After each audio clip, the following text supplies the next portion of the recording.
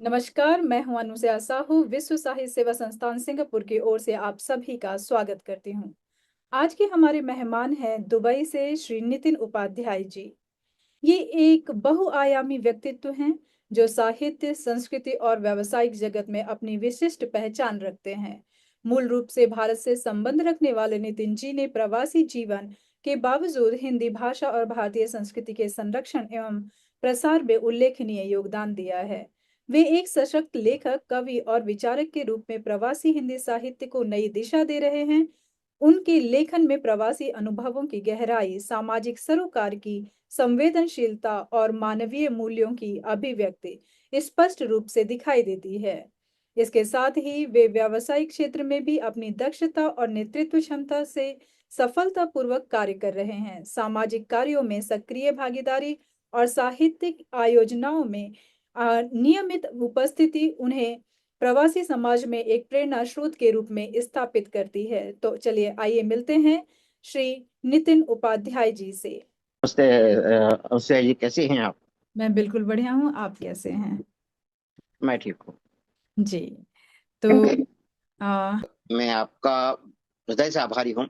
और विश्व साहित्य सेवा संस्थान सिंगापुर से की तरफ से भी आपको और आपके संस्थान को बधाई देना चाहता हूँ कि आपने मुझे इसका हिस्सा बनाया। तो अब मुझे ऐसा लग रहा है कि मैं भी शायद विश्व साहित्य सेवा संस्थान का एक भाग हूँ।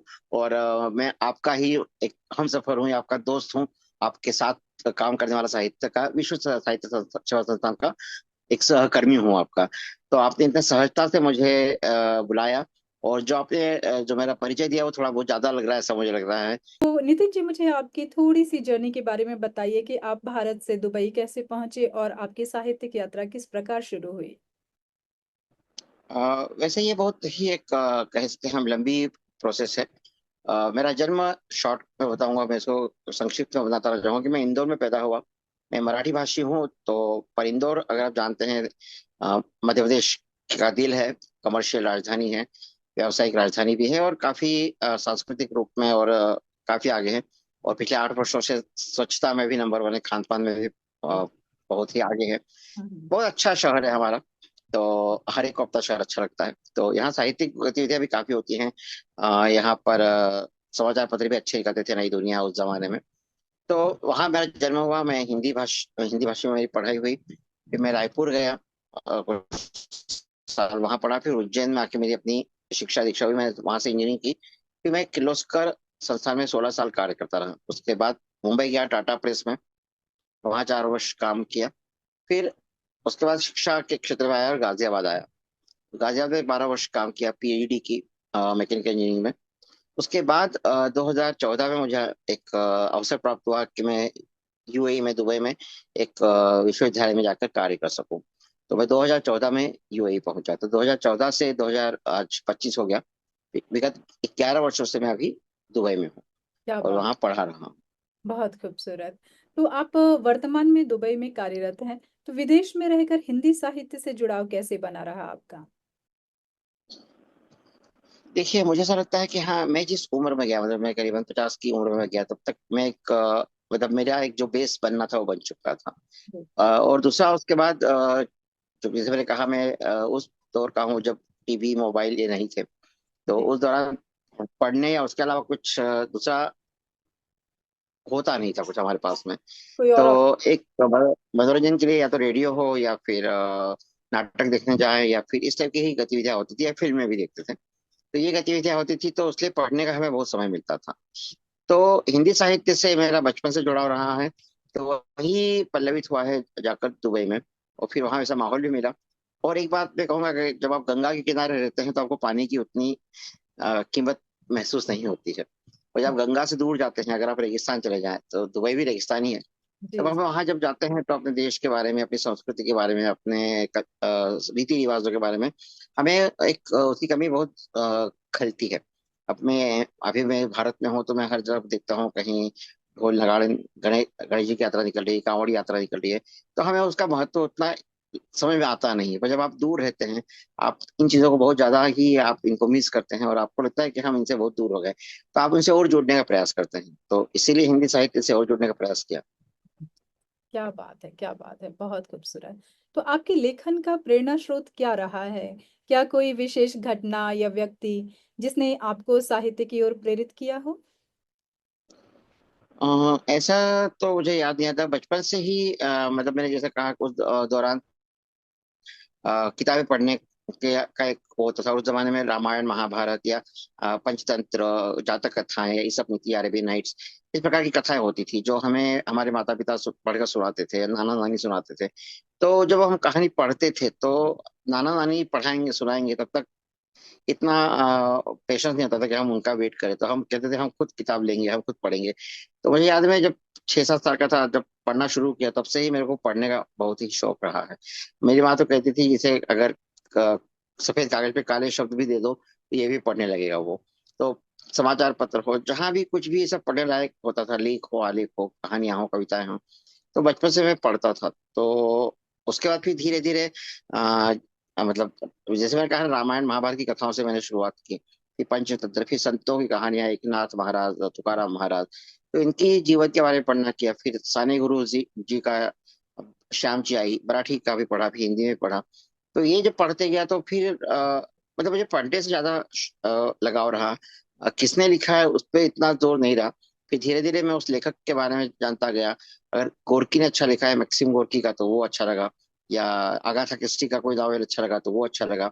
मैं कहूँगा आपको, मैंने गुलशन नंदा भी पढ़ा है, रानू भी पढ़ा है, और जो हमको जिसको लोग कह सकते हैं कि रोड साइड का जो साहित्य होता है वो भी पढ़ा है। और मैंने उसको एक तटस्थ रूप से पढ़ा है। उसमें क्या भावनाएं हैं और क्या शब्दों का प्रयोग प्रयोग किया है, उस पर मेरा ज्यादा जोर होता था, उस पर नहीं कि वो विषय क्या है। तो हुँ। इस प्रकार से मैं इनसे जुड़ता गया।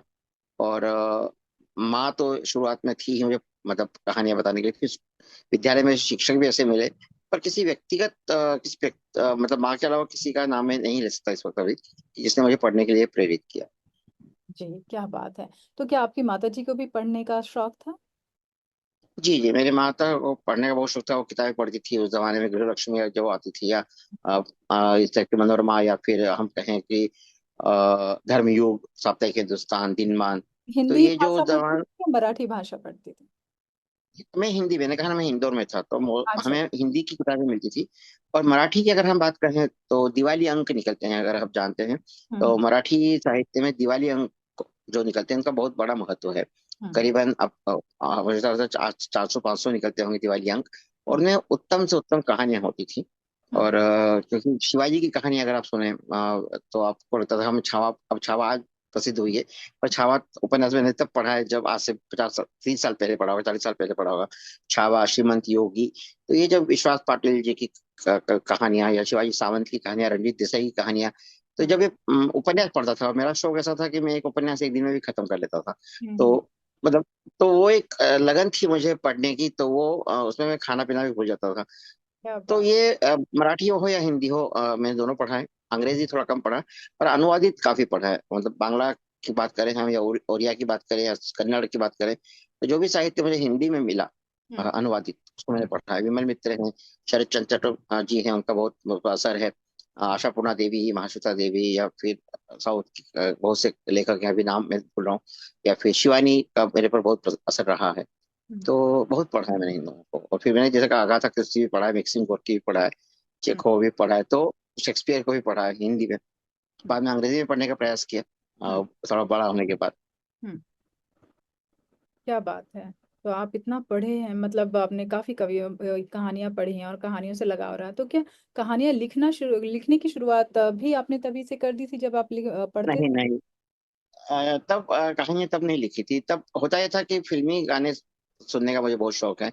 और आप भी मानेंगे इस बात को कि उस दौरान के जो हमारे शायर होते थे, कवि होते थे, शैलेंद्र हो, या फिर प्रदीप जी हो, या भरत व्यास जी हो, साहिर लुधियानवी, शकील विदायनी, किसका नाम मैं छोड़ू, हुँ, कैफे आजमी, तो ये इतना सुंदर लिखते थे कि गाने में 3 पंक्तियां, मतलब 3 स्टेंजास होते थे, अंतरा होते थे। उसके बाद मुझे लगता था कि एक अंतरा मैं भी लिखूं अच्छा, अच्छा। फिल्म देखने के बाद, कि अगर इसके बाद क्या होता है इसमें और कैसा जोड़ा सकता था। जैसे प्रयास करता था, पर उतना सफल नहीं होता था उस दौरान, क्योंकि या तो पढ़ने में समय देते थे, हुँ, नौकरी में समय जाता था। हुँ, पर जब मैं बताऊं आपको, 1998 में मुंबई आया, और साल भर में अकेला था। हुँ, पत्नी और बेटा आ नहीं पाए थे, तब मैं अकेला रहता था। काम के बाद मुंबई जैसे शहर में अगर आप अकेले हो तो क्या हुँ, करिएगा।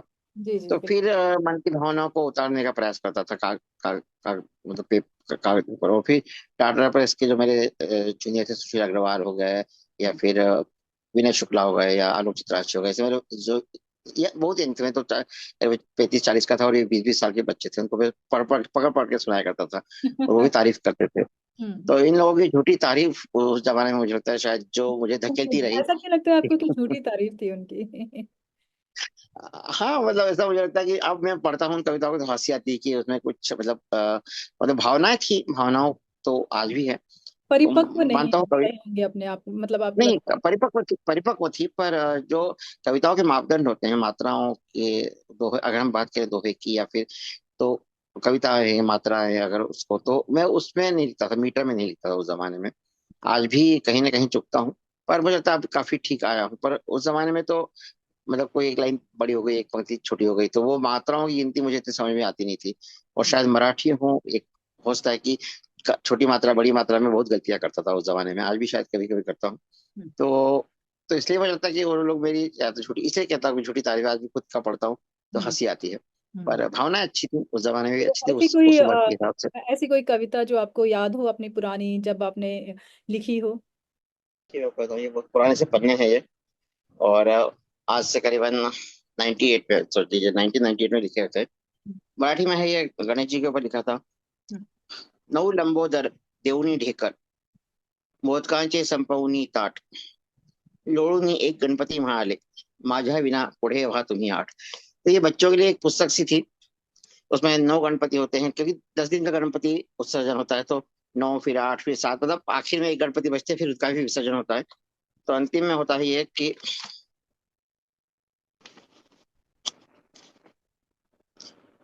एक, जब आखिर में एक बचता है, तो एकटे फिरोजी कंटाळ वाणी झाले, वक्रतुंड गणनायक, मित्र बंधु ही सोबत नाही, वे कशी ही दुखदायक। तो ये है, मतलब बच्चों के हिसाब से लिखा था कि बच्चों को मराठी में छोटी छोटी कविताएं हों, जिसपे वो गणेश जी के साथ कनेक्ट करें। तो ऐसी कुछ कविताएं लिखी थी। एक कविता और थी, जी। यूं ही बढ़ता रहा जब जानी गई मंजिल को मैं, पल भर ठहर कर मैंने पूछा राह से, कि सबको छोड़ करके जा मिलूं मंजिल से मैं, नहीं क्या दिल कभी धड़का तेरा इस चाह से। तो ऐसी कविताएं थी, और उस जमाने में ऐसा लिखता था। तो ये था, मतलब फिलोसफी थी, प्रेम था, बच्चों का था। तो ऐसा, ऐसे भाव आया करते थे उस जमाने में, तो वो उनको शब्दों को पन्नों पर लिख लिख कर रखा जी। करता था। अभी आज यहाँ गाजियाबाद आया हूँ, तो घर की सफाई कर रहा हूँ, तो काफी भी पन्ने मिले हैं ऐसे। कोई बात नहीं, इतना काफी है। तो अब तक आपकी कौन कौन सी साहित्यिक रचनाएं प्रकाशित हो चुकी हैं? कृपया अपने विषयों पर प्रकाश डालिए। सबसे पहले मेरी एक हाइकू की एक पुस्तक प्रकाशित हुई है। हम्म, एक्चुअली मेरा प्रकाशन पर जोर पहले कम था। हम्म, कहीं भेज दिया, सरिता में भेज दिया, चंपक में भेज दिया, पर खुद की पुस्तक निकालने का ऐसा कोई बहुत मेरा विचार नहीं था। पर मेरी पत्नी डॉक्टर सीमा उपाध्याय ने मुझे कहा, नहीं, अपनी किताब तो निकालना चाहिए जब तुम इतना लिखते हो। तो मैंने एक, सबसे पहले मेरा हाइकू संग्रह निकाला था, गाफ के साथ। काफ के साय में।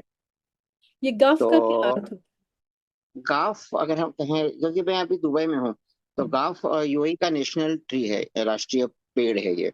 और हम्म, हमारे भारत के कहें तो बबूल या फिर खेजड़ी, राजस्थान में जो होता है, उससे मिलता जुलता पेड़ है ये।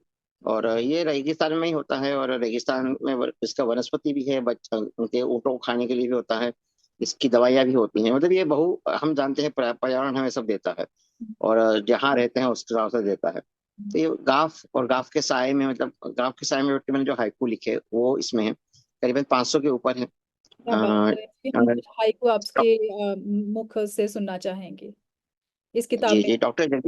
जी, डॉक्टर जगदीश व्योम जो है, उन उनसे हम जब जुड़े, डॉक्टर आरती लोकेश के थ्रू, तो डॉक्टर जगदीश व्योम और कमलेश भट्ट कमल जी, जो काफी बड़ा नाम है हाइकू में, तो उनके मार्गदर्शन, मतलब उनको दिखाकर ही है उन्होंने इसकी भूमिका भी लिखी है। तो जो पहला हाइकू मुझे बहुत पसंद है। अब इसमें है, चार साड़ियां सहेजती रही माँ सारी उम्र। तो आप तो जानती हैं, और पर मैं सुनने वालों के लिए बताना चाहूंगा, हाइकू जो है ये जापानी विधा है, जिसमें हम 5-7-5 वर्ण में कविता लिखते हैं, और उतने में ही वो कविता अपने अर्थ देती है। और हर पंक्ति अपने आप में पूर्ण हो, उसका मतलब एक वाक्य लिख के उसे तोड़ना नहीं होता है। जी तो जी। ऐसे कुछ है। और दुबई की बात करूँ तो दुबई के ऊपर लिखे हैं मैंने, गर्म रेत पे, गर्म रेत पे भटके नंगे पांव, अकेला दिन। तो जब वहां देखता हूँ कि मीलों मील रेत ही रेत है और कोई है नहीं, गाड़ियां ही गाड़ियां आती, आदमी दिखता नहीं कहीं, तो हर कोई अकेला है। और रोड सड़कों पे भी कोई नहीं है, तो उस पर लिखी थी। फिर लिखा था, गर्म हवाएं, गर्म हवाएं, रेतीला समंदर, सूखे बादल। जब बारिश नहीं होती है तो कहीं ना कहीं मन को चोटता है कि यहाँ बारिश क्यों नहीं दी है, परि भगवान ने या मैं नेचर ने। मुंबई में बारिश करवाई जाती है। हाँ, वो सीडिंग के द्वारा की जाती है, पर वो मतलब अगर देखिए, कृत्रिम वस्तु कृत्रिम कृत्रिम ही होती है। और जो कहा जाता है कि पिछले वर्ष जो बहुत बारिश आई थी उसका भी कई कारण वही था एक तरीके से। तो ये सब कहीं कहीं सुनी सुनाई बातें हैं, तो मैं कुछ इस बारे में कहना चाहूंगा नहीं। पर सीडिंग से भी अगर हम बारिश करते हैं तो वो एक तरीके से अस्वाभाविक ही है, अप्राकृतिक है वो। और मुझे ऐसा लगता है कि हमें प्रकृति से छेड़छाड़ नहीं करना चाहिए। जो प्रकृति कर रही संतुलन है बिगड़ जाता है। उसको, उसका उसका प्रकृति का अपना अलग एक नियम है, उसको वो मतलब हमेशा मनुष्य को संतुलन उसको में रह करके छेड़छाड़ कार्य नहीं करती करना। है। प्रकृति अपनी संतुलन में रहकर कार्य करती है। अगर जी हम जी, अगर हम उसको कहीं ब्रेक करते हैं उसके इक्विलिब्रियम को, तो फिर कहीं वो उसका असर कहीं और निकलता है बिल्कुल उसका। बिल्कुल साइड इफेक्ट निकलता है उसका। तो ऐसे कुछ है इसमें, कुछ फिलोसॉफिकल भी थे। खुद को नहीं, खुद को नहीं, बस औरों के लिए ज्ञान की बातें। या फिर इस जग में मतलबी से हम, इस जग में मतलबी से सब, क्या हम नहीं। तो ऐसे कुछ हाइकू हैं, 500 हाइकू हैं। कुछ अच्छे होंगे, कुछ ठीक होंगे। और हाइकू तो ऐसा है, मुझे लगता है पढ़ने के बाद हर व्यक्ति, पढ़ने वाला, अपनी दृष्टि से अपने हिसाब से उसका अर्थ निकाल सकता है। डाल सकता कल ही है। मैं अपने एक मित्र डॉक्टर हेमंत चौहान को अपनी हाइकू पुस्तक दी थी, तो उसमें एक हाइकू था, टूट ही गया, टूट ही गया, कच्चे कान का था जो, कच्चे कान का था वह चाय का प्याला। अभी इसके दो अर्थ निकलते हैं। जो भी कच्चे कान का होता है व्यक्ति हो, उसको टूटना ही होता है। फिर वो कांच का, उसको ऐसे जोड़ा तो बड़े खुश हो, बोले हाँ, हमारे यहाँ पे भी कुछ लोग होते हैं जो कच्चे कान के होते हैं, जो उस वजह से काफी परेशानी आती है हमें। तो कच्चे कान का होना नहीं चाहिए। तो इस प्रकार के जो अनुभव होते हैं हमारे, हम उसको हाइकू में लिखते हैं, और फिर पढ़ने वाला अपने हिसाब से उनके एक अर्थ वाह, निकालता है। ये बहुत ये अच्छी पहली पुस्तक थी जी। उसके बाद फिर दो किताबें और निकाली थी कहानियों की, क्योंकि मुझे लघु कथाओं पे भी एक मतलब रुचि जागृत हुई। लघु बात। लघु कथा भी अपने आप में एक नया साहित्य है, 50-60 वर्षों से शुरू हुआ है, कि कहानी को हम संक्षिप्त में कहते हैं। और उसमें बहुत मतलब, और एक ही क्षण की, मतलब एक ही मोमेंट की होती है, सब बहुत दिनों तक उसको खींचते नहीं है। और पात्र एक भी हो सकते हैं, दो भी हो सकते हैं, चार भी हो सकते हैं। और पात्र व्यक्ति भी हो सकता है, कोई पेड़ भी हो सकता है। तो एक तो छोटी सी ये कथा आपने होती है, कुछ बीज चार बीज पांच। पर लिखी है? आपके इसमें पात्र कौन है? बीज? नहीं, मदार के बीज, इसका, इसमें करीबन 75 लघु कथाएं हैं इसमें।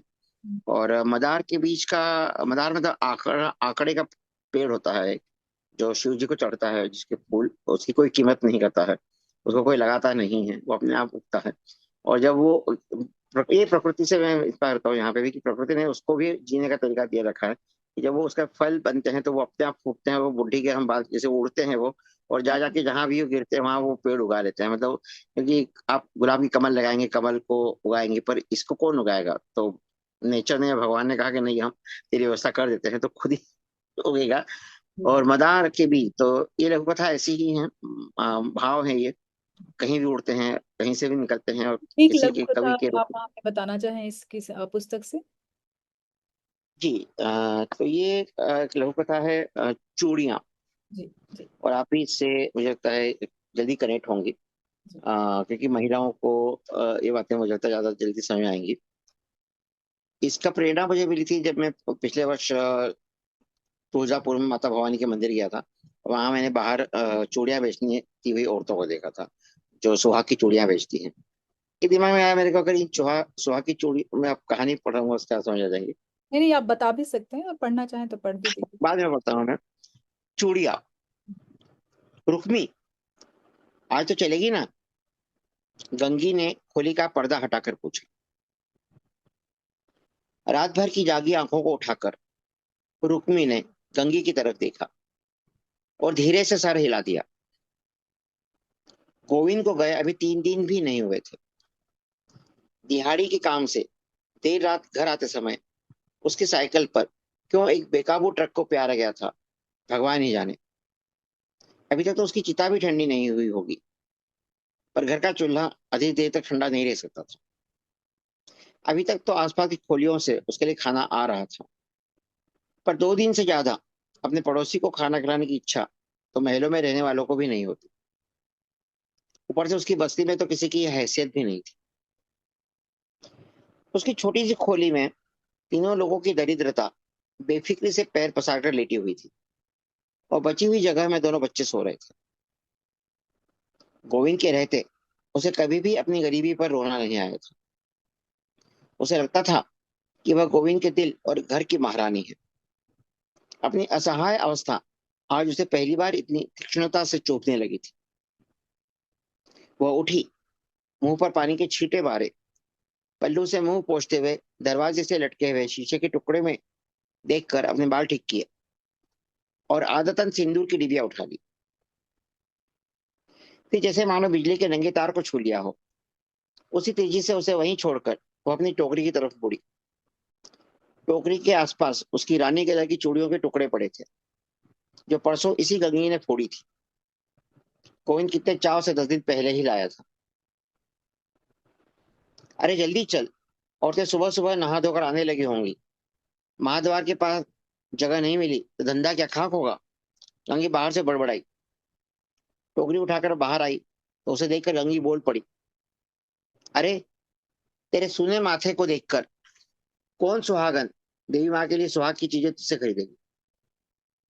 यह कहकर अपनी टोकरी से सिंदूर निकालकर एक बड़ा सा टीका उसके सूने माथे पर बना दिया, और उसी टोकरी से सुहाग की हरी चूड़ियां निकालकर उसकी दोनों कलाइयों में भर दी।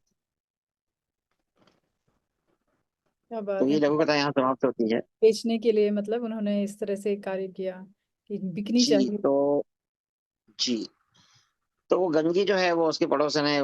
बुजुर्ग महिला भी हो सकती है, उसकी सहेली भी हो सकती है। वो जानती है जब विधवा हुई थी तो उसकी चूड़ियां तोड़ी थी, पर आज जब काम पे जाना है तो उसे पता है कि शायद व्यवसाय और समाज भावनाओं उसे। के एक बहुत अच्छा संगम है ये, कि किस तरह से वो भावनाओं से लड़ रही है लेकिन व्यवसाय के लिए उसे मतलब उन भावनाओं का बलिदान करना पड़ रहा है। जी। जी उसे करना पड़ रहा है, उसकी सहेली भी उसका मदद कर रही है उसपे। मतलब एक तरीके से देखा जाए तो सहेली भी उसको मतलब वो भी राइवल थी, उसकी कॉम्पिटिटर थी। वो भी उसके साथ चूड़ियां बेचती थी वहां पे। पर उन लोगों में एक दूसरे को हेल्प करने की या एक दूसरे को संभालने की ताकत है। तो कहीं ना कहीं बहुत सी कहा मतलब इसमें बहुत से विषय आते हैं जो लघु कथा की वजह से मैं हम बताना नहीं मतलब उसको एक्सप्लेन नहीं कर पाते।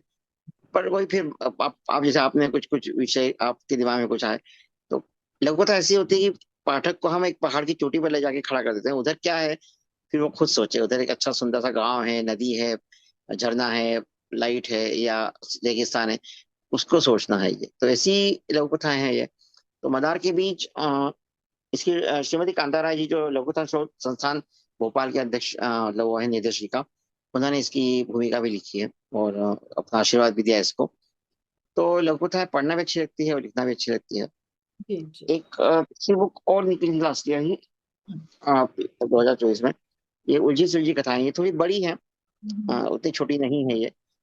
पर उसमें भी मानव मन की ये जो मतलब हमारी विरोधाभास होते हैं हमारे मन में, उनको कुरेदने का, उनको उकेरने का प्रयास किया है इन कथाओं में। तो इसमें ये कथा कितनी बड़ी होती है जो जो आपने इस होती ये मतलब मैंने ये रखा था कि जो 500 600 शब्दों की होंगी उसको मैंने लघु कथा में रखा था। और उसके ऊपर जो भी थी मतलब कोई 1000 की है, कोई 1200 की है, कोई 1500 की है, तो फिर मैंने उसको उनको कथाओं में लिया। फिर तो अभी ये बड़ी कथाएं कहानी किस अभी तरह लिखी की नहीं। दंत कथाएं हैं या कुछ मतलब आपकी आंखों देखी कथाएं हैं? आंखों देखी तो बहुत कम होती हैं। ये मेरे मन मतलब मन में कुछ विचार आते हैं, किसी को देखता हूँ तो उसका एक मेरा हमेशा होता है कि किसी व्यक्ति को या किसी स्थिति को देखता हूँ तो उसके पीछे की कथा बुनने का प्रयास करता हूँ। वो सही नहीं होती, फिक्शनल होती है वो। तो वो कथाएं वो लिखने का प्रयास करता हूँ आंखों को उसमें। विजुअलाइजेशन आता है और उसे आप अपनी कथा में उतार देते हैं। जी। हाँ जी, ये बात मान कहूंगा मैं जी। क्या बात है, बहुत खूबसूरत। तो आपकी कविताओं और लेखों में सामाजिक यथार्थ और मानवीय संवेदनाएं स्पष्ट दिखाई देती हैं, जिस तरह से आपने कहानी सुनाई का चूड़ियाँ। उसमें हमें हर चीज ऐसी दिखाई दी कि मतलब मानवीय संवेदनाएं एंड यथार्थ मतलब व्यवसाय किस तरह से दोनों चीजें के आपस में लड़ रहे हैं, लेकिन जो सहेली है वो उसे संभालने की कोशिश कर रही है।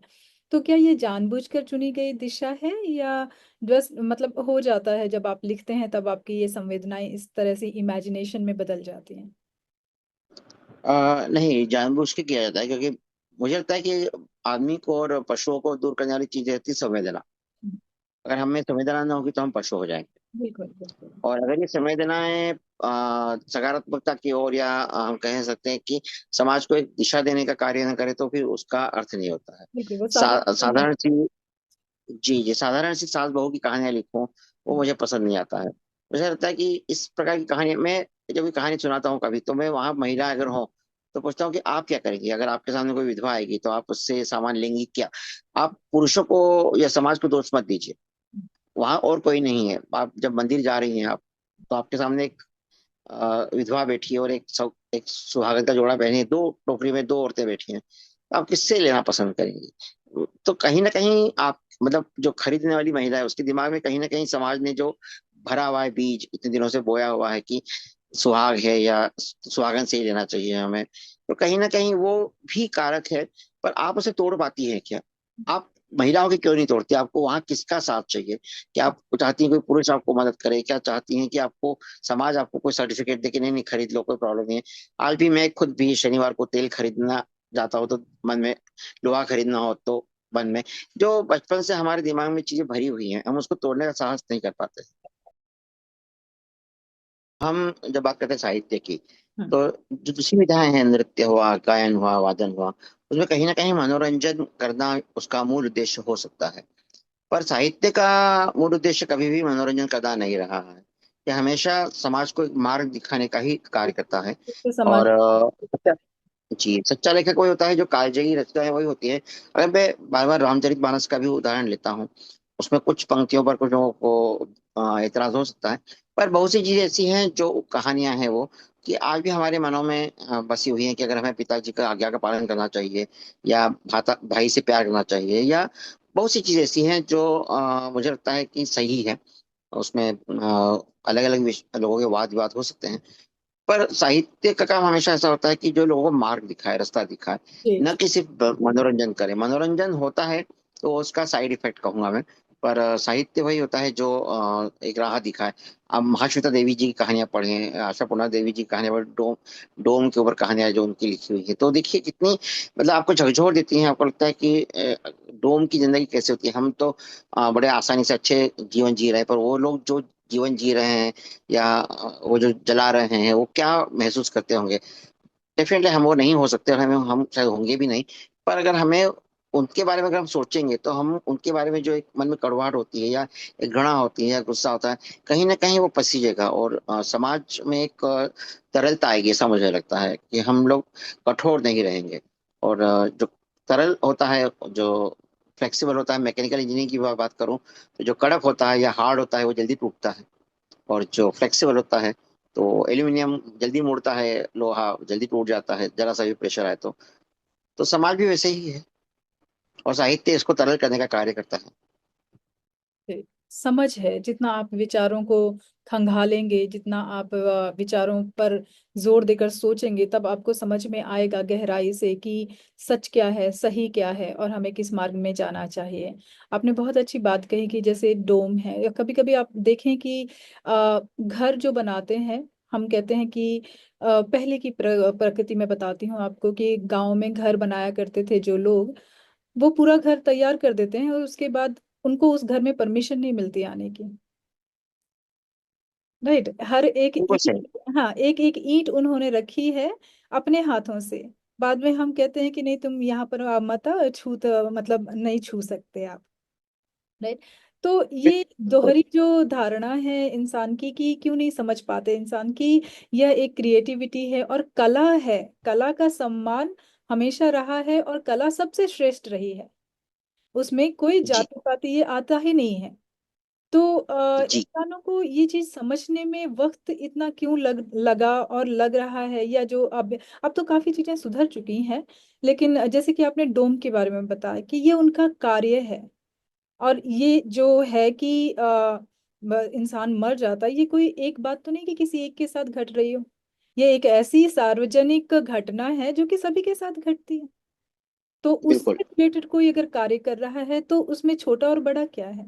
हम पूरे सभी लोग जीवन के किसी ना किसी क्षेत्र से जुड़े हुए कार्य ही कर रहे हैं। जी जी। जी। तो ये समझने की शक्ति लाना और इसको सही तरीके से समझना, तो बहुत अच्छा है कि हम लोग आपस में बातचीत कर रहे हैं, और इससे हो सकता है कि लोगों के अंदर ये एक धारणा जागे कि सही क्या है और गलत क्या है, समझने की। बिल्कुल। जी। तो हिंदी साहित्य में आपकी प्रिय विधा कौन सी है? कविता, लेख, गजल या कुछ और? हाइकू जैसे आपने बताया कि आप बहुत खूबसूरत लिखते हैं, आपने हमें अपने हाइकू सुनाए भी, और लघु कथाएं भी आपने सुनाई। इसके अलावा आपको किस विधा में लिखना पसंद है? अभी हम जो बात कर रहे थे उसी के थोड़ा सा मैं बोलना चाहूंगा। आप भी सिंगापुर में रहती हैं, मैं भी दुबई में रहता हूँ। और जो भी काम करने वाले होते हैं, हम अमेरिका की भी बात सुनते हैं, तो काम करने वालों की वहाँ इज्जत होती है। हम्म। और हम भी जानते हैं दुबई में भी अगर कोई साफ सफाई कर रहा है, कोई पाठ, तो उसके साथ सेफ्टी गियर सब लेके वो काम करता है। हमारे यहाँ हम हर साल पढ़ते हैं भारत में कि जो सीवर जो साफ करते हैं, वो करीबन 50-100 लोग मर जाते हैं हर साल। जो उतरते हैं नीचे, गैस होती है, जहरीली गैस है। तो यहाँ ऐसा क्यों होता है? मतलब हम इंसान क्यों नहीं मानते? वो उनका काम है, मानता हूँ मैं। अगर मैं नगर निगम का अधिकारी हूँ या मैं, तो क्यों मैं उनको सेफ्टी किया जाए, क्यों उनको ऑक्सीजन सिलेंडर या ऐसी क्यों चीज क्यों नहीं दे पाता कि जिससे वो न मरे? तो बिल्कुल। बुरा लगता है कि हम आज भी उसी तरफ क्यों जी रहे हैं, क्यों वो संवेदनाएं हमारे अंदर जागृत क्यों नहीं हो रही? या तो नियम कायदे बनाए हम, जैसे सिंगापुर में या अमेरिका में या दुबई में है, या फिर संवेदनाएं हो कि हमें संवेदना तो हो कम से कम कि जो कर रहा है उसको हम थोड़ी हेल्प बिल्कुल करें बिल्कुल। या वो पानी पिला दें। कार्य में आप अगर ऊंचाई लेकर आना चाहते हैं, तो मुझे लगता है कि आपका आपको दिमाग उस तरफ लगाना चाहिए कि किस तरह से इंसान की सेफ्टी हो और मशीनों को कहाँ पर इस्तेमाल करना है। इंसानों को मनी मशीन बना करके इस्तेमाल करना और फिर उनकी जीवन की रक्षा ना कर पाना, ये कोई सक्षम कार्य नहीं है। जो भी अगर वो बिल्कुल कर रहे हैं। जी। बिल्कुल। और उसके लिए नियम हो, जरूरी नहीं कि नियम थे तो हमने नियम के हिसाब से काम किया, ऐसा कहना गलत है।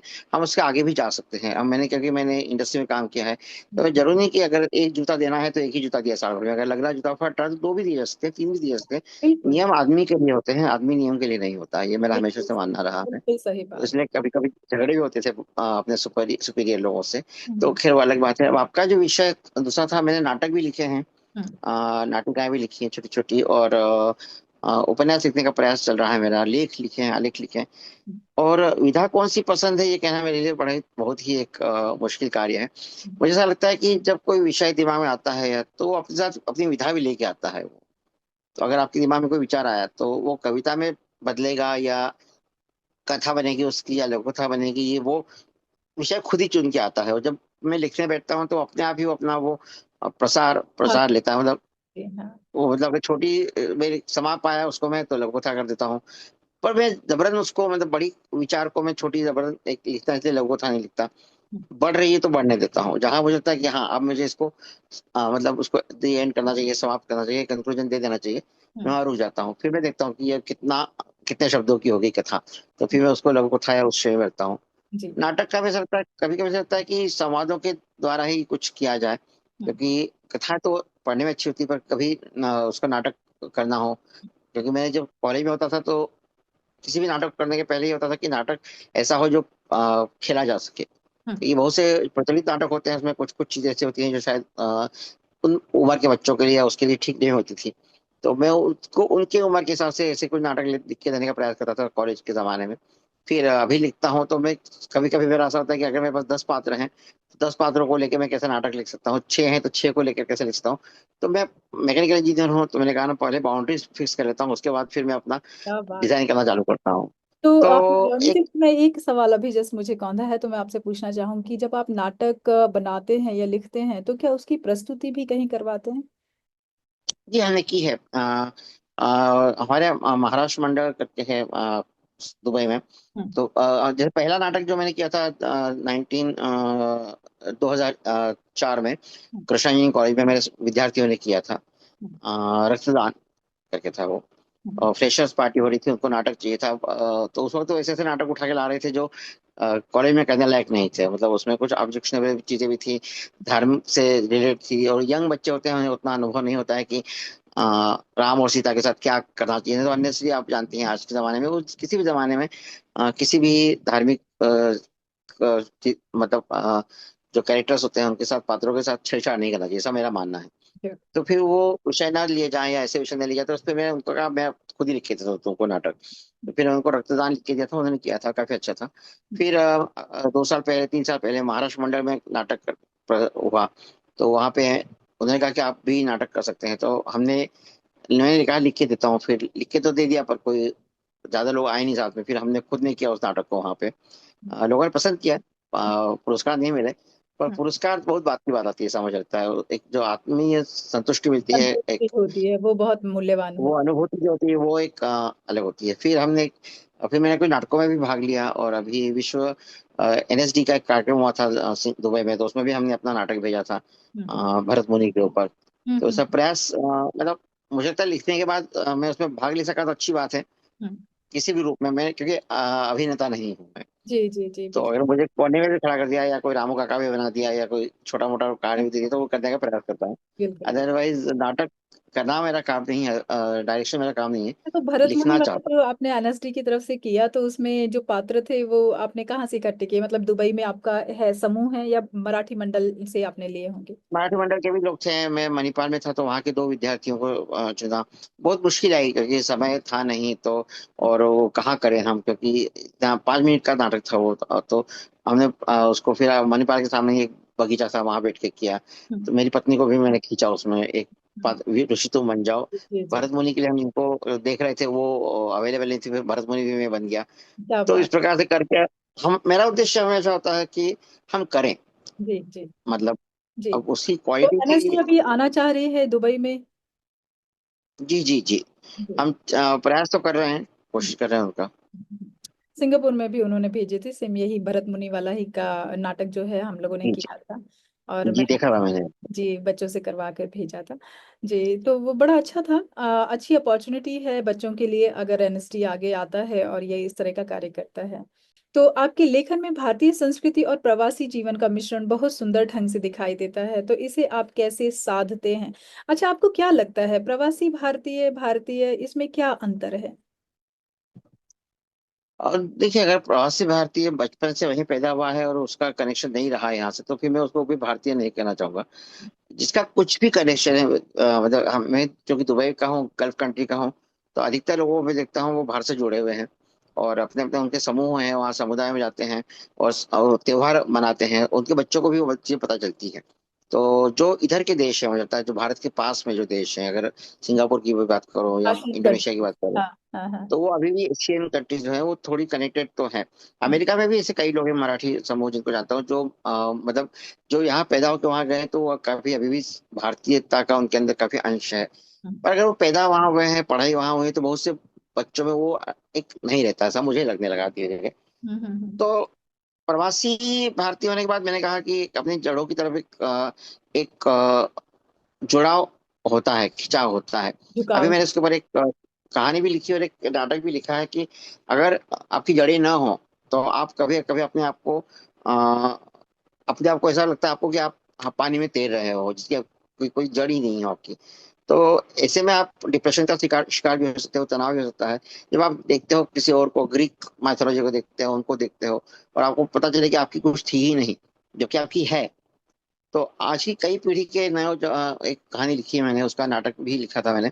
तो उसमें ये होता है कि बच्चों को ये लगता है कि हमारा कुछ था ही नहीं पहले का, हमें पता ही नहीं अपने बारे में कुछ, हम कहाँ से आए हैं। तो ऐसे में दे में get more and more depress day by day, compare, क्योंकि हम हर चीज कंपेरिजन करते हैं कि आपके पास क्या है, हमारे पास क्या है।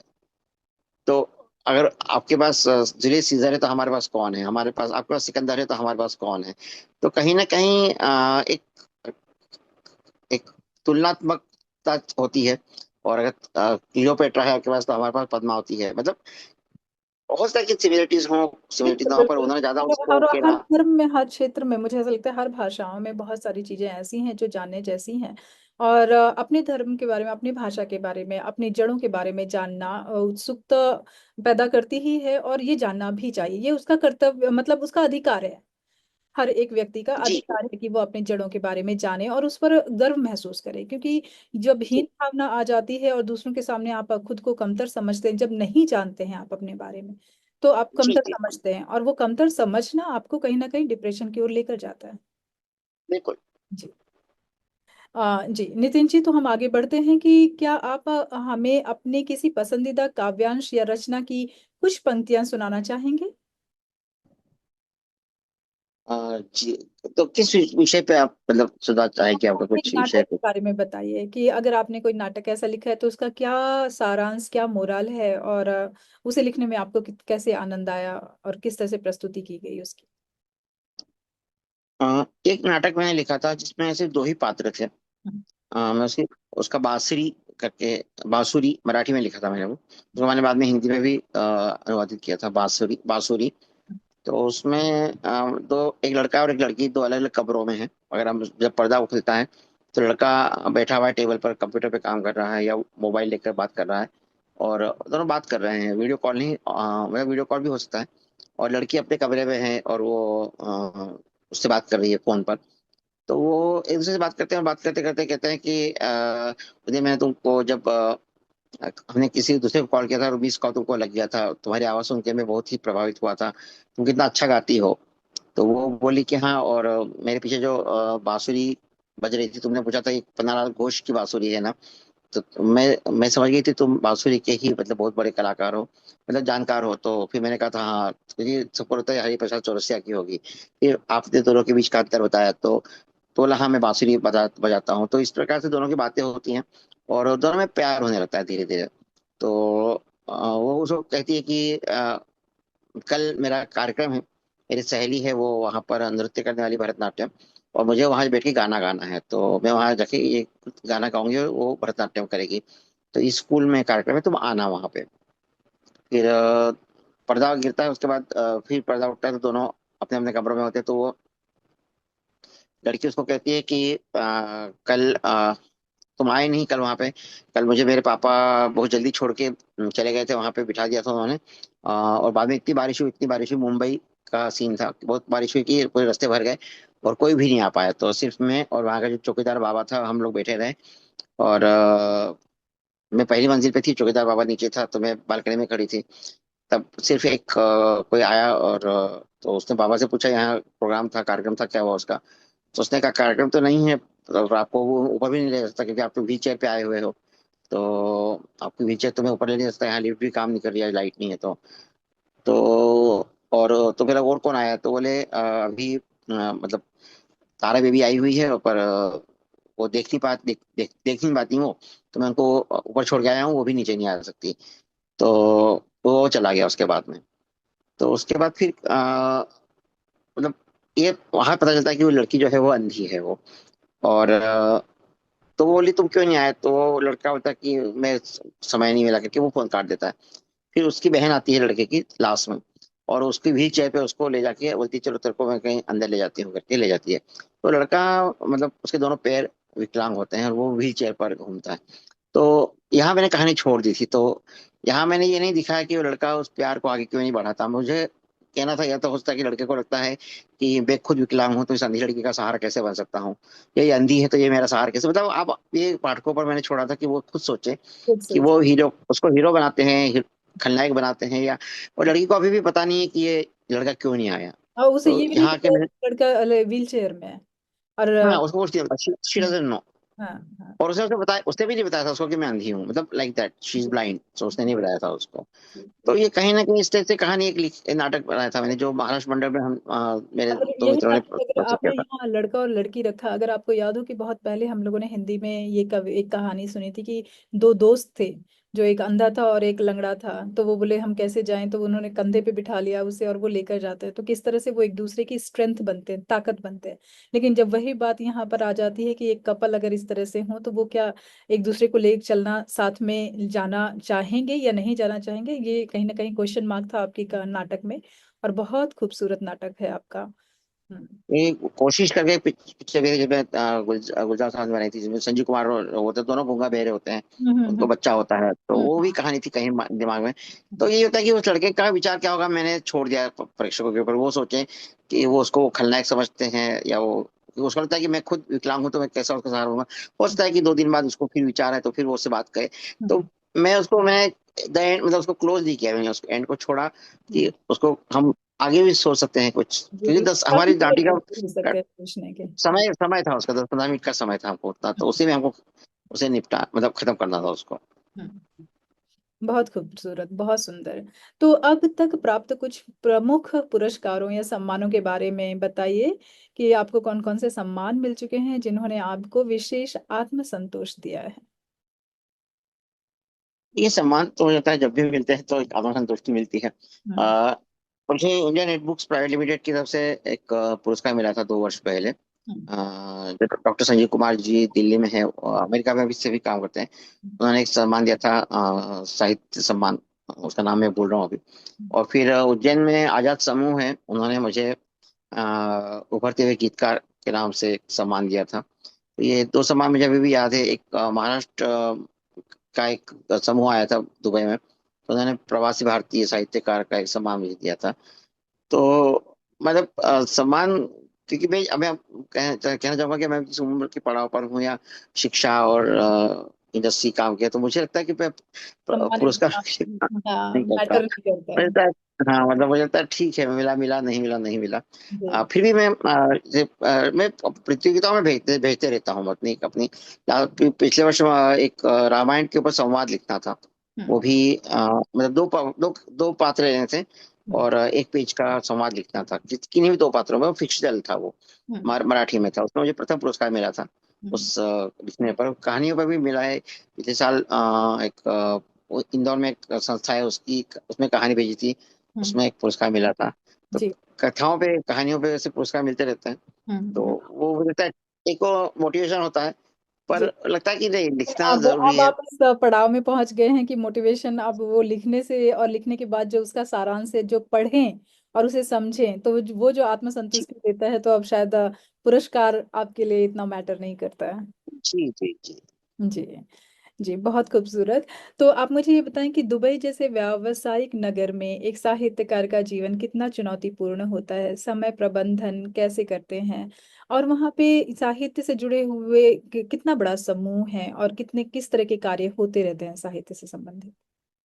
हिंदी की अगर हम बात करें तो अलग अलग क्षेत्रों में हम काम करते हैं। करीबन हमारे कुछ संस्थाएं जो भारतीय हैं, हम्म जैसे महिला काव्य मंच है, हम्म और वरिष्ठ नागरिक काव्य मंच है, जिसका मैं विदेश महासचिव भी हूँ। हम्म शिक्षा काव्य मंच है, जो श्री नरेश नाथ सर द्वारा चलाया जाता है।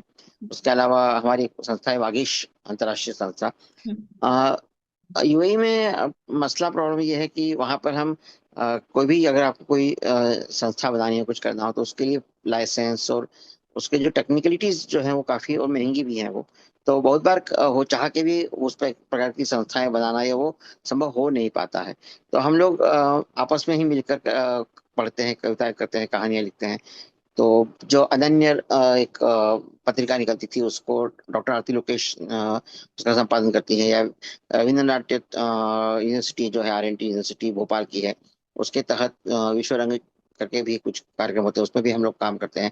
तो ऐसी संस्थाएं हैं, और करीबन हिंदी में लिखने की बात करें हम, तो करीबन 70-80 लेखक हैं। अ, उसमें अधिकतर मैं कहूँगा महिलाएं ही होती हैं, और पुरुष, क्योंकि वो जैसे आपने कहा व्यावसायिक है, तो हर आदमी काम में व्यस्त है, उसको नौकरी करना ही करना है, और फिर नौकरी के बाद परिवार संभालना है, तो उसमें उसमें समय निकालना बहुत मुश्किल होता है। तो काफी पुरुष मित्र भी है, अवधेश राणा जी हैं, हम्म शिव मोहन जी हैं, तो पुरुष कवि भी, लेखक भी अच्छे हैं हमारे साथ में, के बी व्यास जी हैं।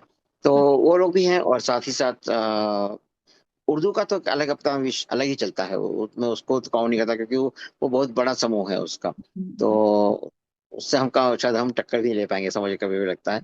उसके पीछे बहुत से कारण हैं, एक तो शायद फाइनेंशियल बहुत बड़ा कारण है, और और बहुत वहाँ से वहाँ इश्यूज हैं। पर बहुसंख्यीय हैं जो उर्दू बोलने वाले हैं। और हाँ, जो भारत और पाकिस्तान के दोनों देश के लोग हैं उसमें, तो उसमें वो लोग बड़े बड़े मुशायरे करते हैं, उनको फंडिंग भी अच्छी मिल जाती है, मुझे ऐसा लगता है, स्पॉन्सरशिप भी अच्छी मिलती है, क्योंकि वहाँ कुछ भी काम करना है तो आपको फंड चाहिए और परमिशन चाहिए।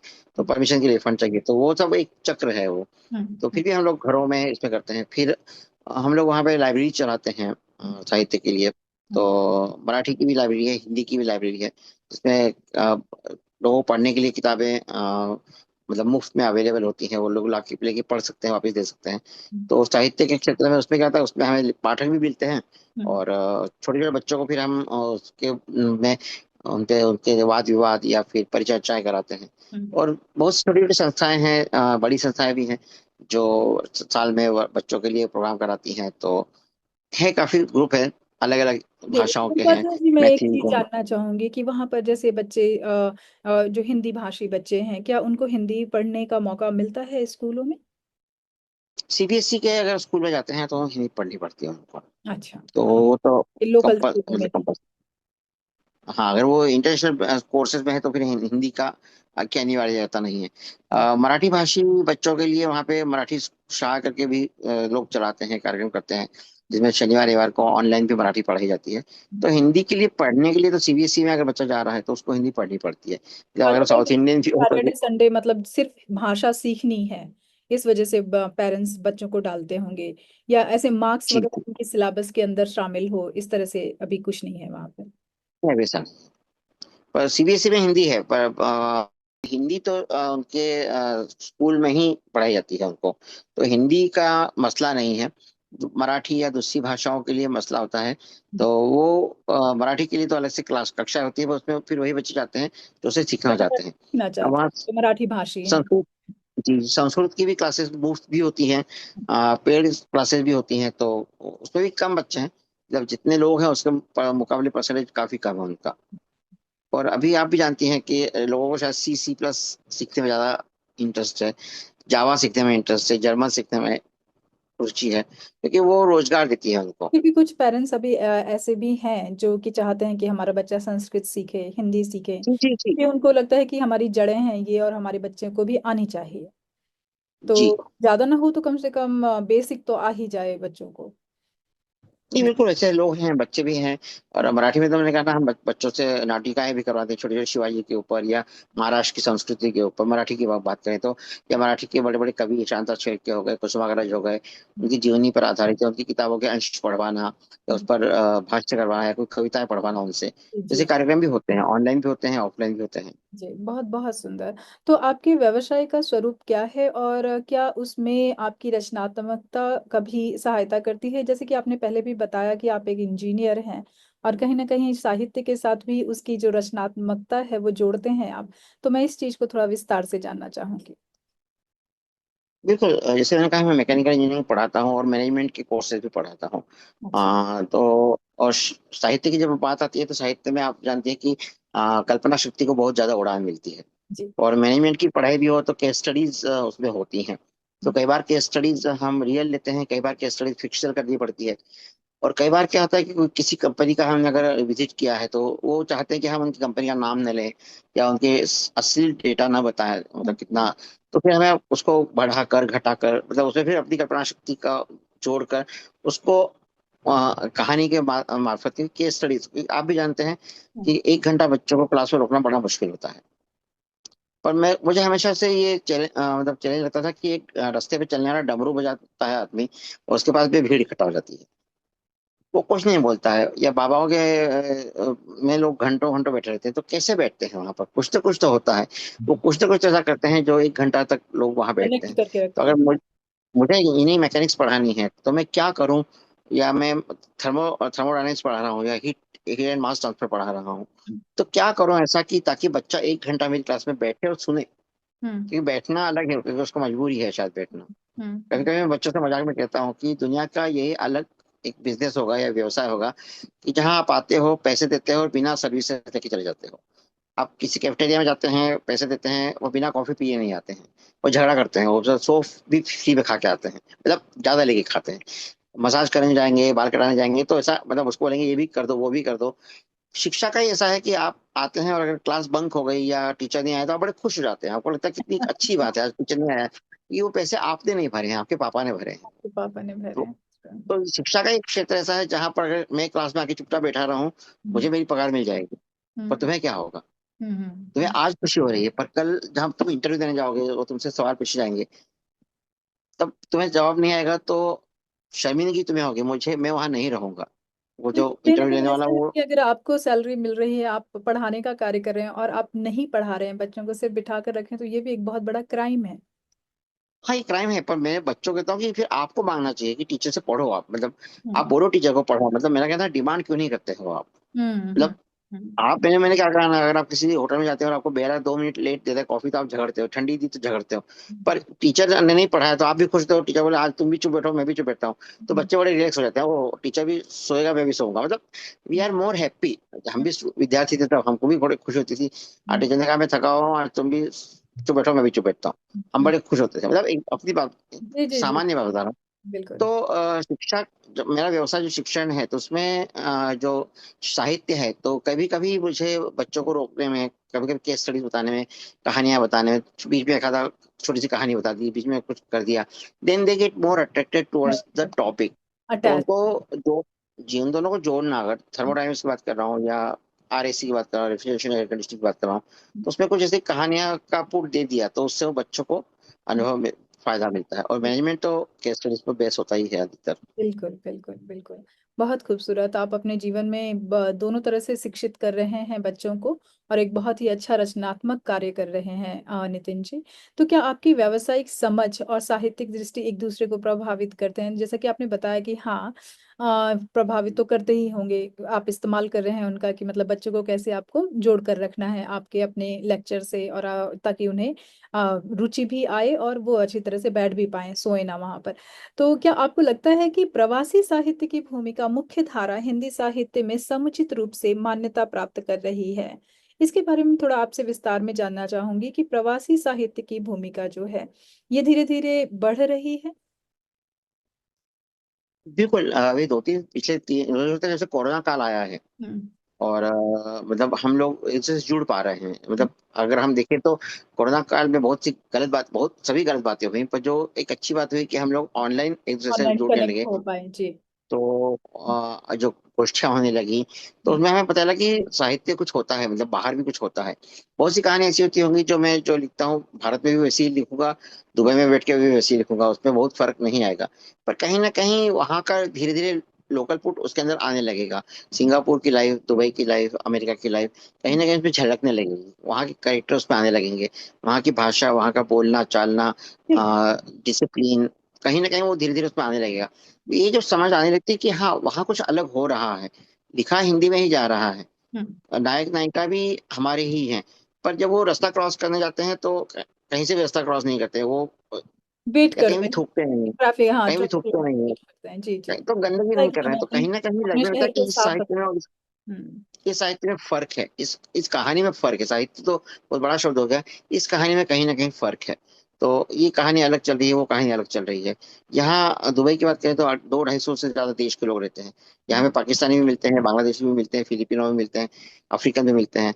तो ऐसे में हमें जब हमारे में वो पात्र आते हैं, हम्म। तो वो एक मतलब विदेशी की तरह से नहीं आते हैं, वो हमारी रोज की दैनिक में होते हैं। आपको अगर भारत में अगर आपको विदेशी से दिखता है तो आपको आगरा जाना पड़ेगा या जयपुर जाना पड़ेगा, तो वो आपको ताजमहल के बाहर ही आपको विदेशी दिखेंगे, या बॉम्बे में कहीं किसी किसी स्पॉट पे, गोवा में। यहाँ तो आपको हर जगह मतलब पता नहीं चलता कि कौन विदेशी है कौन देशी है, सब एक जैसे ही लगते हैं। बिल्कुल सही बात है। तो प्रवासी साहित्य को अभी भी उतनी वो मतलब अलग से उतना महत्व नहीं मिला जितना मिलना चाहिए, ऐसा मुझे लगता है। और उसके लिए हमें भी काम करना होगा, हमें भी यहाँ की रीति रिवाजों को समझकर उसे और ढालना होगा अपने कहानियों में, या उसमें लाना होगा। तो क्योंकि मैंने हाइको में बहुत प्रयास किया है कि जो यहाँ की चीजें हैं उनको भी मैं ला के दिखाऊं, तो लोगों को लगेगा कि हाँ यहाँ पे कैसा है, कैसा है, क्या है। जी जी। तो ये भारतीय जो साहित्य है उसके साथ प्रवासी भारी साहित्य नहीं जोड़ा जाता है, तो क्या प्रवासी साहित्यों को एक अपना क्यों नहीं वो कुनबा बना लेना चाहिए, जिसमें वो उसे आगे बढ़ा सकें? क्योंकि हर देश, मतलब भारत से बाहर निकला हुआ जो साहित्य है, हम उसे प्रवासी भारी साहित्य कहते हैं। तो इसके बारे में आपके क्या विचार हैं? ये बिल्कुल, ये साहित्य इसको एक अलग मतलब वो मिलकर उसको एक बड़ा भी कहना चाहिए, या यूनिवर्सिटीज में, क्योंकि भारत में जहाँ भी पढ़ाई जाती है हिंदी, हम्म या जहाँ भी हम कला की बात करें या एनएसडी की बात करें या फिल्म इंस्टीट्यूट की बात करें, तो वहाँ कुछ ना कुछ कहानियां ऐसी हों जिन पे फिर आगे फिल्में बने, जिनमें वृत्त चित्र बने, या जिनमें हम बात करें अनुवाद किया जाए उनकी कहानियों का। क्योंकि अगर हम बात कल भी देख रहा था कि बुकर प्राइज भी मिल रहा है अनुवादित कहानियों को। तो भारतीय कहानियों को तो मिल ही रहे हैं। गीतांजलि श्री जी को मिला था, अभी लास्ट ईयर भी, इस साल भी किसी को मिला है। तो ऐसे में अगर वहाँ की किताबों का भी अनुवाद हो, दूसरी भाषाओं में हो, और उनको आगे बढ़ाया जाए और वहाँ के बच्चों को पढ़ाया जाए, कि तो आसाम के बच्चे को बैठ कर पता चल सकता है कि दुबई में क्या चीजें होती हैं, कैसे होती हैं। चुनिंदा कहानियां हो, किसी एक व्यक्ति की ना हो, जो उसमें कम से कम कुछ 50% या 20-30% वहाँ की लोकल चीजों का असर हो। तो ऐसी कहानियों को लेकर उन्हें पढ़ाया जाए तो वो पता चलता है कि अरेबियन नाइट्स क्या थी। अरेबियन नाइट्स की कहानी अगर आप पढ़ें तो वो पूरी तरह से अलग थी हमारी राजकुमार राजा रानियों की कहानियों से अलग। या अलादीन का चिराग, ये कहानियां हमारे इससे पूरी तरह से अलग थी। हम्म। जादू उसमें भी था, हम्म। जादू चंद्रकांता संतति में भी था। पर कहीं ना कहीं वो एक कालीन का ओढ़ना, मतलब आप एक बच्चे को चमत्कृत करता है कालीन का ओढ़ना। ये चिराग को घिसा तो जिन निकल आया। चला। हमारी शायद किसी कहानी में नहीं होता चिराग नहीं को निकलता, जिन जी। ने। जी। हनुमान जी हमारे यहाँ भी आते हैं। जी। जी। पर जी। वो ये फर्क धीरे धीरे समझ में आने लगेगा तो हमारे लगेगा यहाँ कि हाँ ये भी शक्तिमान कुछ आता है। अलग है। जी। हाँ, शक्तिमान आ शक्तिमान। जाता है, हाँ। जी। हम्म। नहीं तो ये तो कहानी में अंतर तो है ही, इसीलिए मतलब चाहिए कि अगर वसुधैव कुटुंबकम हम कहते हैं, तो हम सिर्फ ये मान्यता नहीं दे सकते कि भारतीय ही साहित्य, क्योंकि भारतीय लोग हर जगह बैठे हुए, और जो चीज हम अपने सेंसेस से देखते हैं, अनुभव करते हैं, हम वही तो लिखेंगे। और उसमें अगर भाषाएं भी और मिक्स हो जाती हैं तो कोई बात नहीं है, क्योंकि वो डेली मर्रा में, रोजमर्रा में वो उन भाषाओं का इस्तेमाल कर रहे हैं। तो वो भी एक तरह का साहित्य है और उसे मान्यता मिलनी चाहिए, उस पर भी कहानियां बननी चाहिए, क्योंकि हमारे बच्चे जो हैं वो उन चीजों को सीख पाएंगे और ज्यादा अच्छी तरह से समझ पाएंगे। रादर देन जो भारतीय साहित्य है वो इतना डीप होता है, मतलब इतना एंशियंट होता है कि शायद हमारे बच्चे उस पर रुचि नहीं रखते हैं, उन्हें नहीं समझ में आता है। तो ये बात आपने बहुत अच्छी कही, इस पर चर्चा की जा सकती है आगे। तो क्या आपको लगता है कि, हाँ जी, ये प्रश्न आपको लगता है कि प्रवासी साहित्य की भूमिका मुख्य धारा हिंदी साहित्य में समुचित रूप से मान्यता प्राप्त कर रही है? जी, इसके बारे में आपने हमें बता दिया। तो आगे चलते हैं हम अपने अन्य प्रश्नों की ओर, कि युवा रचनाकारों को आप क्या सुझाव देना चाहेंगे, विशेष रूप से जो विदेशों में रहकर हिंदी से जुड़ना चाहते हैं? तो आपने कैसा दुबई में किस तरह से देखा कि जो युवा बच्चे हैं वो हिंदी में रुचि ले रहे हैं, या अन्य भाषाओं जो नॉन हिंदी लैंग्वेजेस हैं, जैसे मराठी है, गुजराती है, इन भाषाओं के साहित्य में रुचि ले रहे हैं? हाँ, बच्चे रुचि लेते हैं और खुद लेने का प्रयास भी करते हैं। हम्म। पर कभी कभी लगता है कि वो अंग्रेजी की तरफ ज्यादा झुके होते हैं। हम्म। पर मुझे लगता है कि अगर वो अपनी भाषा में भी लिखें, उसका या तो विचार करें उसको और हिंदी में लिखने का प्रयास करें, तो बिल्कुल लिख सकते हैं वो, उन्हें लिखना भी चाहिए। तो ताकि तभी एक भाषा जीवित रह सकती है, उस भाषा को जीवित रह के उसकी खूबियां भी आ सकती हैं। क्योंकि जो मुहावरे होते हैं कि थाली का बैंगन, अब हम्म। थाली का बैंगन, अगर मैं आप अंग्रेजी में आप कुछ भी लिखें, brinjal in plate, it will not gate, वो आपको वो नहीं, मतलब मजा भी नहीं आएगा आपको, आनंद भी नहीं आएगा। तो कहीं ना कहीं जो एक भाषा का सौंदर्य होता है वो उसी भाषा में होता है, आप दूसरी भाषा में उसको नहीं तो बदल अर्थ का सकते। अनर्थ हो जाता है अन्य भाषा में, बिल्कुल बिल्कुल। अनुवाद करना, लेकिन अर्थ न बदले, उसकी मीनिंग न जी जी, बदले। भावानुवाद। ये बहुत जी मैंने, जी। लेकिन अभी हम देख रहे हैं कि मशीनों के द्वारा, जैसे जो भी चैट जीपीटी या जो अनुवाद करने वाली एप्स होते हैं, उनके द्वारा अगर हम अनुवाद करते हैं तो इसी तरह से होता है जैसे कि आपने बताया कि थाली का बैंगन तो ब्रिंजल इन द प्लेट, जबकि इसका कोई अर्थ नहीं होता। और थाली का बैंगन का बहुत बड़ा अर्थ होता है। तो अर्थ तो बहुत बड़ा अर्थ कहीं है। मर ही गया, तो उसकी आत्मा मर जाती है अगर, तो उसका फिर क्या अस्तित्व है? जी। तो ये तो अनुवाद हिंदी तो में, बहुत जरूरी जी है। जी, तो आपने जो सवाल था कि युवा लेखकों को ये है कि वो अपने आसपास देखें हम्म। और आज के साहित्य को लिखें और कॉपी ना करें पहले क्या लिखा गया था। क्योंकि मैक्सिम गोर्की की बात करें या गोदान की बात करें, तो गोदान प्रेमचंद साहब ने लिखा था, उस जमाने में उसकी कीमत थी, आज भी है उसकी कीमत। और वो उस वक्त वो ज्यादा तीव्रता से लिखा गया था, या निर्मला लिखा गया, या फिर हम कहें ईदगाह लिखा गया। आज भी वो चीजें होती वो है, पर आज दूसरी कुछ मसले भी हैं, उन बिल्कुल। पर भी ध्यान दिया जाना चाहिए। सिर्फ गोदान की कॉपी करें या निर्मला की कॉपी करें या ईदगाह की कॉपी करें, उससे कोई फायदा नहीं होता। नहीं, कॉपी और तो दूसरा जो नहीं, साफ और क्योंकि कहूँ। जो प्रेमचंद जी ने देखा वो लिखा, राइट, जी जी। उन्होंने वो देखा, अभी हमारे बच्चे वो नहीं देख रहे हैं, तो वो उस चीज को समझ ही नहीं पाएंगे।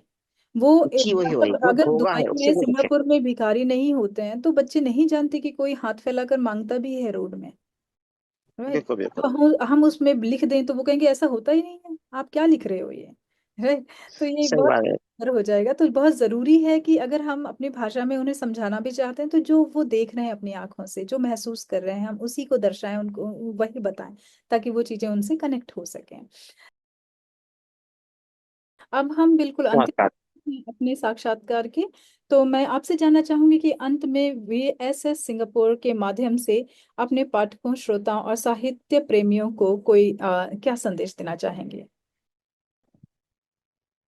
सबसे पहले तो मैं आपका और विश्व साहित्य सेवा संस्थान का बहुत ही आभारी हूँ कि जिन्होंने इस प्रकार से एक साहित्यकारों से बात करने का सिलसिला बनाए रखा है। मैं देखता हूँ आपके यहाँ पे, और आप जिस प्रकार जितने प्रवासी साहित्यकारों से आप बात करते हैं, सबके मैं देखा हूँ मैंने आपको, तो उस पे मतलब एक अलग अलग विचारधाराएं यहाँ पर आती हैं। और जैसे मैंने शुरुआत में भी कहा था कि मनुष्य और पशुओं में सिर्फ फर्क संवेदना का है।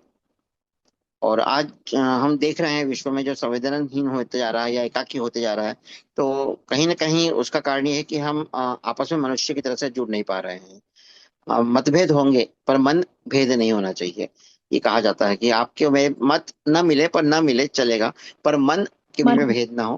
बिल्कुल, मन और मिलता है एक और दूसरे मानवता को जिंदा जीने का रहनी हक है, सबको जीने का हक है। और चाहिए। अगर कोई गलत करता है तो उसके लिए संस्थाएं बनी हुई हैं, कानून है, वो अपना काम करेंगी। हम कानून अपने हाथ में न लें और जजमेंट पास न करें। तो जो मेरा मानना है कि मैं जो दूसरों के लिए अपने लिए जो चाहता हूँ लोगों से व्यवहार, वो दूसरों से मैं भी वही व्यवहार करूँ।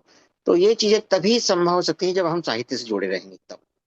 क्योंकि साहित्य हमें रास्ता दिखाता है, साहित्य के अलावा हमें कोई नहीं रास्ता दिखाता है। क्योंकि जो हमारी शैक्षिक जो किताबें होती हैं, आपको भौतिक शास्त्र में आपको Newton first law second law दिखा देगा। मैं बच्चों को ही कहता हूँ कि न्यूटन थर्ड लॉ कहता है कि every action has equal and opposite reaction. तुम्हें अगर कोई चाटा मारेगा तुम उसे चाटा मारोगे, और कोई तुमसे प्यार करेगा तो तुम उसे प्यार करोगे। या मोमेंटम रेजिस्टेंस, तुम तब तक नहीं हिलोगे जब तक तुमको तुम्हारे पापा आते हुए नहीं दिखेंगे। जब तक एक्सटर्नल फोर्स नहीं आएगा तब तक तुम वहां से नहीं हिलोगे। तुम तुम अपने कोच पर बैठे रहना चाहोगे, दिन भर बैठे रहना चाहोगे। अगर तुम्हें कोई फिजिकल या मतलब नेचुरल कॉल आए तो तुम उठोगे, या मम्मी ने चिल्लाए तो उठोगे, या पापा ने, तो मम्मी का कॉल तुम्हें उतना फोर्स नहीं देगा तो तुम नहीं उठोगे। पर पापा का कॉल जोर से आएगा तो तुम उठोगे, लाइक दैट। सो हम साहित्य अगर हम न पढ़ें तो ये फिजिक्स केमिस्ट्री मैथमेटिक्स हमको वो नहीं बता पाएगा। अणु परमाणु हमें नहीं सिखाते कि हमें कैसे जीना चाहिए। पर अगर जब हम साहित्य पढ़ते हैं, विचार तो करते हैं, पहली और बात विचार, जी, जी, और विचार को धार देता है साहित्य। हम ये विचार। नहीं कह सकते कि हमने आज पढ़ लिया गोदान या आज रामायण पढ़ ली तो जिंदगी भर वैसे ही रहेंगे, नहीं। हमें रोज पढ़ना पड़ेगा। मैं रामायण का नाम इसलिए लेता हूँ कि वो हमारे शायद हमारे भारतीयों के इसमें वो कहीं ना कहीं है। आप उसे गोदान ले लीजिए, आप उसे निर्मला ले लीजिए, विमल चंद्र का उपन्यास ले लीजिए, शरत चंद्र का शेष प्रश्न ले लीजिए।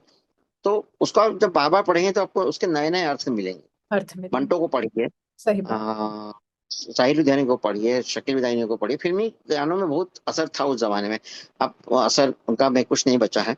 तो उस जमाने के तो सुन मेरे बंधुरे गाने सुने, उनके अर्थ देखें। तो साहित्य आपको आपके विचारों को धार देता है, बिल्कुल, उसको कुंद नहीं होने देता है। बिल्कुल, और आप अपने आप से सवाल करते हैं कि मैं जो कल तक कर रहा था सही कर रहा था या नहीं कर रहा था। और जब आदमी खुद से सवाल करता है कि कल तक मैं जो कर रहा था वो सही था या नहीं, तब तक वो आदमी बना रहता है। और जिस दिन वो रुक जाता है, स्टेग्नेशन हो जाता है, तो वो सड़ जाता है या मर जाता है। बिल्कुल तो रुका हुआ पानी है, पानी है। आपको आपको दुनिया बहना में पड़ेगा। भी जी बिल्कुल बहना जरूरी है। वो तो हम 3 साल से लड़ रहे हैं, 4 साल से लड़ रहे हैं बेवकूफों जैसे। 2 देश लड़ रहे हैं, 3 देश लड़ रहे हैं, 4 देश लड़ रहे हैं।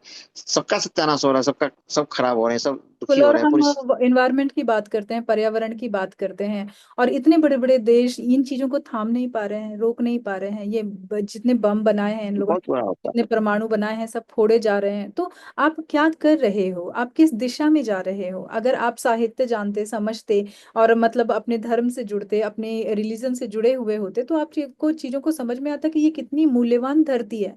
इसे इस तरह से बर्बाद करना ना, मतलब किसी सुंदर वस्तु का नाश करना, ये कितना गलत, कितनी गलत बात है। लेकिन फिर भी नहीं उन्हें समझ है। में आ रहा है, और इसमें सभी जुड़े हुए हैं। भारत मतलब सभी को। हर देशों के बड़े मुख्य मुख्य, जिन्हें हम ज्ञाता विज्ञाता कहते हैं, वे सभी जुड़े हुए हैं। तो क्या अब उन्हें पर्यावरण का भान नहीं हो रहा है? क्या अब उन्हें प्रदूषण का भान नहीं हो रहा है, ये सब देखते हुए? ये अगर धरती डूबेगी तो सबको लेके डूबेगी, वो किसी एक को बिल्कुल छोड़ेगी बिल्कुल, नहीं, वो क्योंकि ऐसा नहीं होगा कि कोई छूट मानवता जाएगा का उससे। नाश है। अगर आप इतने कुंद हो जाते हैं कि चीजें आपको समझ ही नहीं आ रही हैं, आप निर्णय नहीं ले पा रहे हैं जो प्रकृति के संबंध में है या जो आपके जीवन के संबंध में है, तो कहते हैं कि विनाश काले विपरीत बुद्धि। बिल्कुल।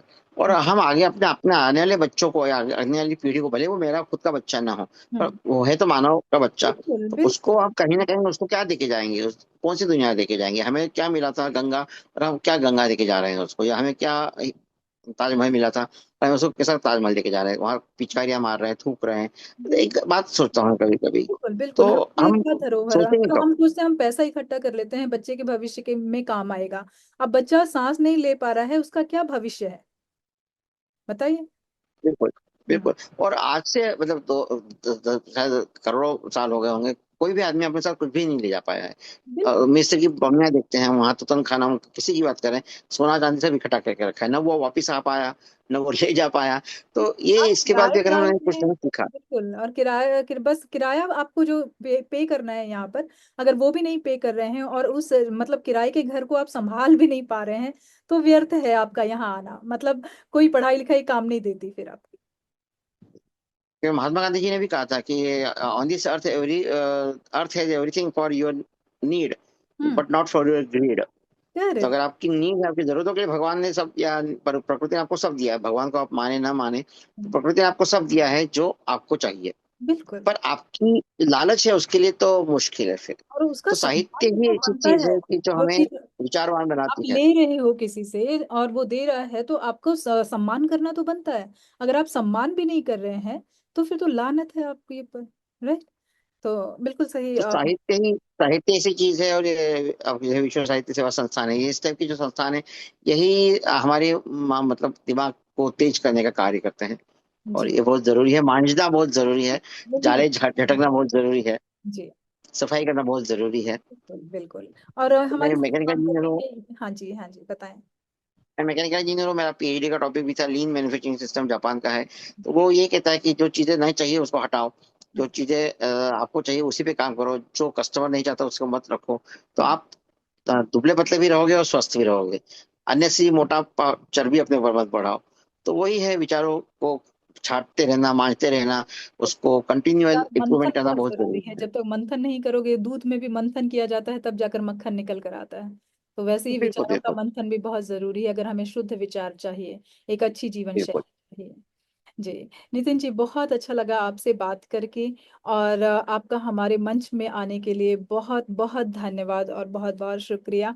और अगली बार भी अगर आपकी कोई और पुस्तक रिलीज होती है, आप कृपया हमारे ईमेल के माध्यम से या जिस प्रकार भी हो हमें भेजिएगा, हम पढ़ना चाहेंगे। और दुबई में भी मेरा आना हो रहा है, तो मैं चाहूंगी कि हम फेस टू फेस मिलें और आपसे बात करें। जी। धन्यवाद आपको मन से। और फिर मैं चाहूँ आप दुबई आए तो आप पहले बताएं, ताकि हम आपके लिए कुछ कार्यक्रम रखें अपने मित्रों के साथ में, तो आसानी हो जाएगी सबको मिलना। तो आप आए, आपका स्वागत है दुबई में इस तरह मैं से। नवंबर में आ रही हूँ, 4 नवंबर से लेकर 17 नवंबर तक मैं वहीं रहूंगी। जी। बिल्कुल बिल्कुल। तो हम टच में रहेंगे, मेरी अगली किताबें जैसे आएंगी मैं आपको उसके बारे में बताते रहूंगा। जी। जी। धन्यवाद नितिन जी। और आपको बहुत बहुत शुभकामनाएं आने वाले भविष्य के लिए। धन्यवाद अनुसुईया जी, और आपके कार्य के लिए भी आपको बहुत बहुत मतलब साधुवाद देना चाहता हूँ कि इस धन्यवाद। प्रकार का जो आप कार्य कर रही हैं, ये बहुत महत्वपूर्ण कार्य है, ये सबके लिए, आज की पीढ़ी आप के लिए भी, लोगों अगली के आने वाली सहयोग पीढ़ी के से, लिए। आप लोगों के सहयोग से सब कुछ हो रहा हम है। लोग तो एक निमित्त मात्र है, पर जो जो झंडा लेके चलता है उसका ज्यादा महत्व होता है, समझ लगता मैं है। हम भी तो कई एक ही बार आते हैं, मिली हूँ, पर मैं आप भी हर मिली बार नए नए कलाकारों के साथ, नए नए साहित्यकारों के साथ आती हैं, और वो बहुत और वो बहुत इसको इजी कर देती हैं कि वो आपसे बात करते हैं, उनको लगता ही नहीं कि वो कुछ इंटरव्यू दे रहे हैं, ऐसा लगता है कि हम व्यक्तिगत रूप से बात कर रहे हैं। तो हूँ। बहुत आसान होता है ये करना। धन्यवाद धन्यवाद, सराहना है।